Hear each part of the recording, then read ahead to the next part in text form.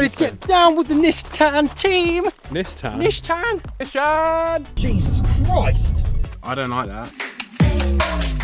Okay guys, welcome back to the channel, and behind me I've got the brand new Nissan Qashqai Epower. So we're really excited to show you the car and what it's all about. So Ollie, talk to me. So what we're going to do today is, this car is super popular here in the UK. The Ford Puma and the Nissan Qashqai keep overtaking each other. In March 2024, this was #1, the top selling car. And I've had it for a while now. I've tested out all of its features, and I want to tell you why this car is so popular. And I've got a few secrets as well, so stay with me on that. And there is one feature that I absolutely hate, and you don't want to miss that. Let's go. Now this is the Nissan Qashqai E-Power, and it's pretty interesting because you have a 1.5 petrol engine, 3-cylinder.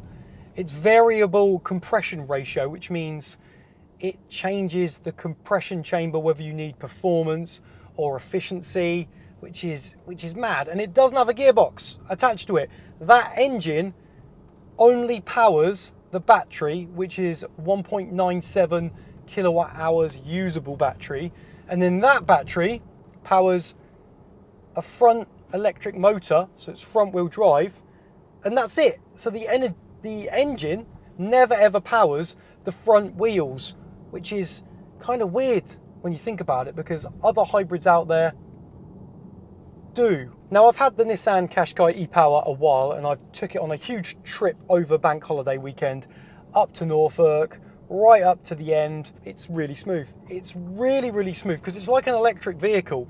So you pull away, everything's electric. Like I said, we've got that engine that charges up the battery every now and again. Now, reasons why this car is so popular in the UK is because a lot of people are looking for a family SUV. They want something that isn't going to break the bank, and affordability is one of the main reasons why people are getting the Nissan Qashqai, because the end connector I think is 36k, which it gives you the nice big infotainment screens. Even if you go for the e-Power below, that's 34k. Now the bottom trim level, the Vizier, is 27k, but if you're looking at hybrids and plug-in hybrids, because you want a bit more MPG, you're looking at like 40k for the Hyundai Tucson plug-in hybrid. The Kia Sportage plug-in hybrid, again, 40k, so it's a little bit more money. If you're going for the self-charging Kia Sportage, looking at 35k. So I think if you tried that, jumped in this is just so smooth. This is going to be more comfortable than those cars. So that's another reason again. Comfort levels, looks, mass market love the way this Qashqai looks. So that's another huge reason, I think, why people are buying the Nissan Qashqai. And you know what, I looked at a few leasing deals as well, because my head's always in the leasing game, always looking at bargains. I was looking at an e-Power Nissan Qashqai, I think it was a Tecna, one of the top trim levels anyway, and it was £222 a month, 5k miles for the year, on a 3-year deal, so you've got 15,000 miles to play with if you go over each year. This is a bit annoying. This cancelling. Go away. The talking on this is another negative. It just pops up out of no reason. It just pops up and you go, shut up.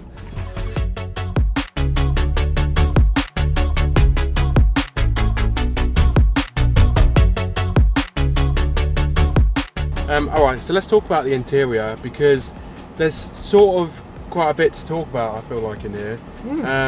So anyway, let's have a look, because we're going to start off with this big display here, which is quite nice. Ollie, does this come standard with all cars? No, this does not. You get this from the end connector up, which I think is probably, might as well do that now, is my opinion, my personal opinion, for the trim level to go for is the end connector. You get these 12.3. If you go lower, you don't. It is responsive. Look, this is a real test, me moving. And do you know what I like? It's not too busy. Some brands have so many different options. Nissan, they keep it real simple. True. What about your display? I've really enjoyed this. That's like that because me and Adam don't have our seatbelts on at the moment. But I can flick about. But I've really enjoyed it. I've done, if I show you here actually while we're on the subject. So there you go. Look, I've done quite a big trip over the weekend. I reset it. and I'm averaging 49.1 mpg. Nissan says the e-Power can do 53.3, but I've done nearly 300 miles in the car. Well, that's all right. It's so good. I'll talk a bit more about driving impressions, but Yeah, we'll focus on the interior. Seats have been comfortable. Let's go for the middle. The middle, this is good. I like this. Yeah. It does the job. It's, you know, flickable. Heated steering wheel and Heated steering wheel and heated seats, which is nice. Yeah, that's on the Techno trim. Turn them off. I mean, it's a little bit plasticky, but I can't yeah, really it doesn't. It's not. I wouldn't say it's the. You're not going to touch this. Go. Oh my gosh, this screams luxury. But Can you stop touching it now? It is functional. The only thing is these don't glow in the dark. So at night time, you don't really see these as much. You've got wireless charger with this trim level. Wireless charger, which is nice. You've got a few buttons down here. This looks like Nissan Ariya. Yeah, I told you that earlier, didn't I? You love that. Some Eco, Standard and Sport, but to be honest, I wouldn't even use Standard. In here, we've got, a little cubby. Yeah, little cubby. Little cubby, and then does this go up? Yes, it does. Yeah, and then we've got USBs. A and C. A and C. Lucky. Couple of cup holders. Couple of cup holders that you can't quite get your fist in. But yeah, overall, it's been a bloody good car to have so far, drive-wise.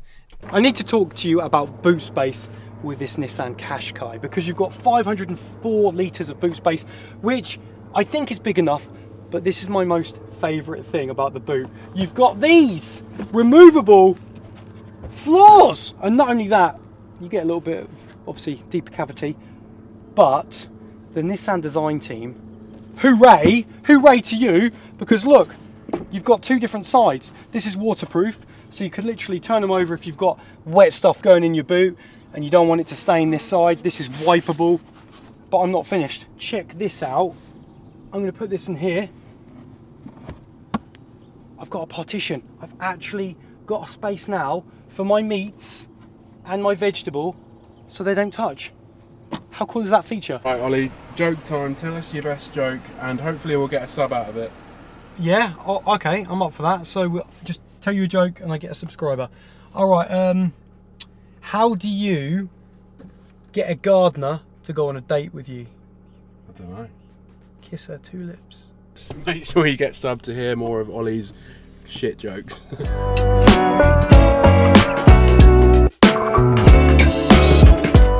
you've got a couple of modes here. So I've got the e-pedal mode, which you'll find in the Nissan Leaf. So that's always good to kind of have on. But as soon as you lift off, look there, it's really harsh. It's very harsh, regenerating energy back into that battery. So that's the e-pedal mode. I have it on in towns, really. You don't really want it on when you're on the motorway because it's so harsh. And with the gear selector, you can slick it back into B for extra harvesting of the battery. And the other button that I've been using is the EV mode. Now, Nissan say that the EV mode can last 2 to 3 miles just on EV mode. So let's put it on now and see how long it lasts. Because in my experience using that car on my big trip, as soon as you put your foot down or a little bit after a while, it just says can't use EV mode because it needs too much power. And you've got to remember the battery is 1.97 kilowatt hours. That's not very big. It's not very big.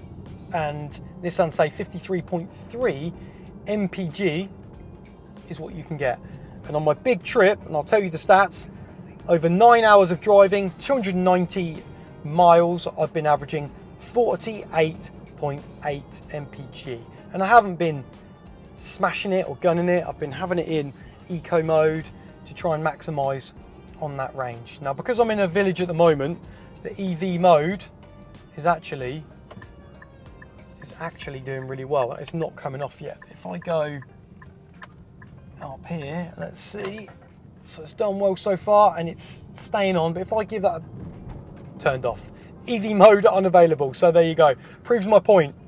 Now, I don't think that was a mile, let alone 2 miles. So the EV mode is good, I guess, to use every now and again when you've seen your battery charge up, but don't get too excited because it will turn itself off. Now, what I really want to know is, what are the comfort levels like in the rear of the Nissan Qashqai? I've got Adam there. Adam, talk to me. So we're in the back of the Qashqai. and I want to just like give you an overall what the experience is like. So I can say straight away, my knee room is pretty good. I've got like quite a bit of knee room there, which I'm happy with. I'm not the tallest of guys, but my headroom is also pretty good. I feel like if you're over like 6 foot, it's going to be a little bit cramped, but then most cars are.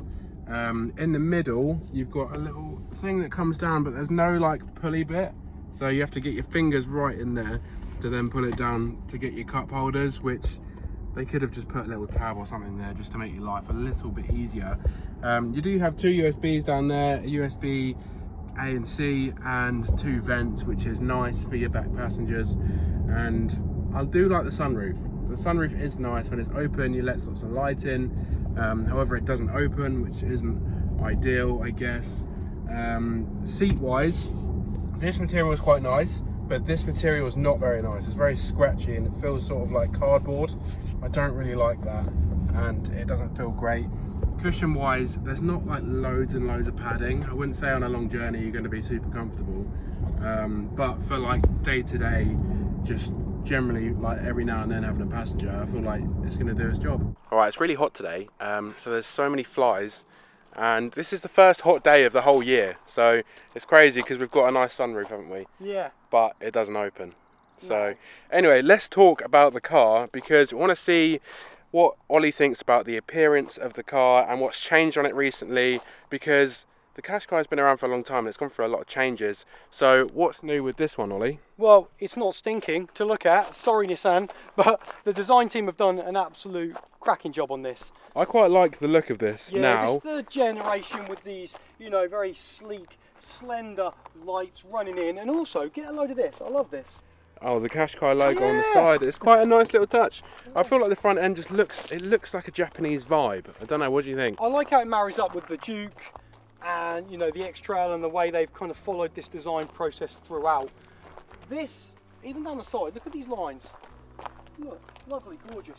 Not a big fan of the chrome, but again, chrome delete would do that well. They've got this floating sunroof, floating roof even here, and this one's got like because of the black. Yeah, £1,300 as an option to get black roof, like a two-tone. Well, this one is spec'd quite nicely, so you've got alloy wheels and this nice sort of two-tone colour, but you can get a lower spec that's a lot cheaper that comes with what?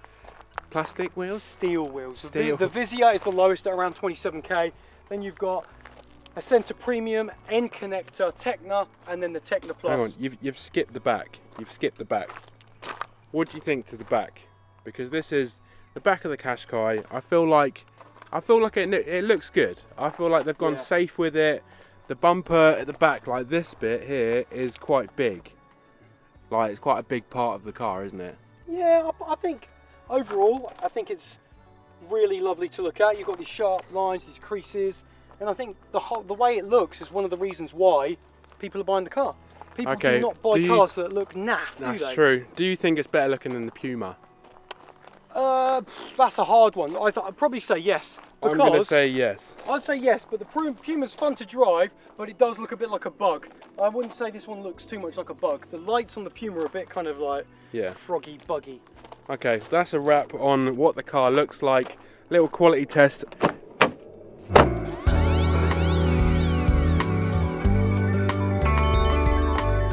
This Nissan Qashqai is super smooth, and let's listen, this is me booting it a little bit, and you can't really hear the engine at all. It's so quiet. Unless you're really listening out for it, you can't hear the engine, and that's why the transition of the engine coming on and the battery and electric motor, and the car is just so effortless to drive. The suspension is great too.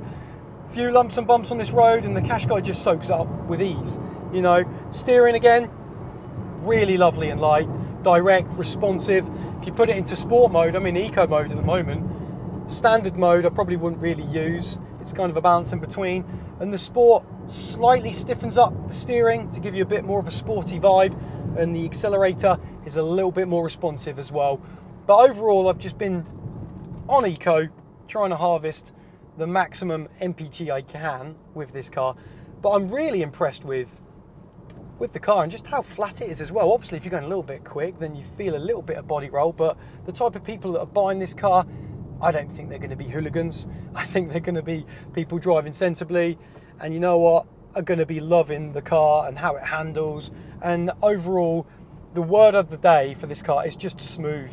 Okay, earlier on in this episode, I told you at the start, actually in the intro, there's one thing that I found out on this car that I absolutely hate. Je déteste, if you're French. And it's down here on the infotainment. When it's a sunny day like this, the sun bashes against that piano black gloss and blinds the passenger, and it is really, really bad, and it just did not go away. And quite frankly, it's a little bit of a design fault, and I don't know, I just think you could probably somehow use a different material over that bit. Obviously in England we don't always get the sun, but you know what, it's something that I've noticed and I wanted to share it with you guys. Let me know what you think. Any Qashqai owners, have you had the same problem? Let me know in the comments. It's time for secret number 1. Now this was really handy for me. I'm not a big fan of a heads-up display, gotta be honest, and this trim level comes with a very large heads-up display. It makes my eyes bloodshot after a while, it's weird, and maybe some other people out there don't like them. Anyway, rather than fiddle and mess around going through infotainments like other brands that have heads-up displays, you can turn it off with the touch of a button, and the button is down here. Simply just press this button right next to this power tailgate boot button. Another reason why the Qashqai is so popular is it's got an Alexa on it as well, built-in Alexa, so you can say to Alexa, turn on my living room lights or my drive. So when you're in the car, long journey, it does it all for you. That's really handy. People take that for granted, having an Alexa built in. And also the practicality of this car. It's good headspace, it's good driving position, the back seats are all right as well, there's a bit of space, Adam spoke about that. But the doors, the back doors, almost open at 90 degrees, 85 degrees to be precise. You do not know how practical and amazing that is when you're putting your kid's seat in the car. It helped me out at the weekend, and I know it's definitely going to help out loads of other families. Time for your second secret. Now this one, for me, I just love a visual display. We've got an energy flow meter here, and it shows when the engine's working, charging the battery, and when the battery is then working with the front electric motor on the front axle, and when that's working and when that's harvesting back into the battery. Anyway, it's quite small. There is a way you can get it bigger, and the only way to do that is, because you can't get it up on the infotainment, press this button here with the 3 lines and go to change display view, hit that, the display changes and you get a nicer, bigger version of the energy flow. I think that's really cool. Let me know what you think about that. Okay, we're going to do a bit of a launch in the Qashqai 190 far to start, 7.9 seconds. I've got it in sport mode. Hit me. Hear a bit of the engine. Not too bad. I mean, I felt a little bit quicker, but I think 7.9 seconds is not the fastest car in the world. The type of people that are going to be using it is going to be more than enough for you. There you go. And you could hear that was how the engine kind of works at maximum with the launch. It doesn't get louder than that. It doesn't get louder than that. But as you know, here at Car Chat TV, we do like to launch even a family SUV just for fun, you know, just to feel it and feed back to you guys. That was slow. Right, one thing is that only the driver's side seat is electric, so I don't like that. I think that's cop out. Look, because I've got I can move this forward and back. What are you cringing for? You swore. You said you dropped an F-bomb. Oh. I'll do a little thumb up for when we mentioned. So you should appreciate that. The viewer should appreciate what goes into your notes for Hard every work. single car. ADHD is like... Pure dedication, that is. That's graft. What do you mean? That's graft. Thanks, mate. Just quickly, it's always interesting to look at the camera quality. There you go. It looks kind of squashed a bit from here, but still very usable. Just coming out of this parking space. On this trim level, you've got the auto parking feature as well, which works. I did use it once and it did mount me onto a curb, so I haven't really used it again, but you'll have to let me know if anyone's had a successful auto park. There is one thing that I really love about this Qashqai Epower, is at the end of a journey it will show you a visual on your dash of how many miles you've saved back into your battery. And I love that. It's got like a gamer element. And my advice is to how you can maximize your MPG with the e-Power is leave it in B. So I'm in D at the moment. Flick down the gear selector that you'll find in the Area 2 down into B. So you've got B nice and big on your screen, and then put e-pedal on as well. And then every now and again, when you lift off, that is going to harvest a ton of energy back into the battery. And then I just got a little smile on my face because we just did a little bit of a test, and we'll show you some B-roll. We turned off the engine completely, turned off the car, and it came up and it said, you have saved plus 5 miles from your journey. Now imagine if you did that every single day. That's 35 miles a week. And that's just that one little journey. And I just love the idea of saving money and saving miles back into your battery. And I just think that's a really cool feature, how you show you a progress report at the end of your trip.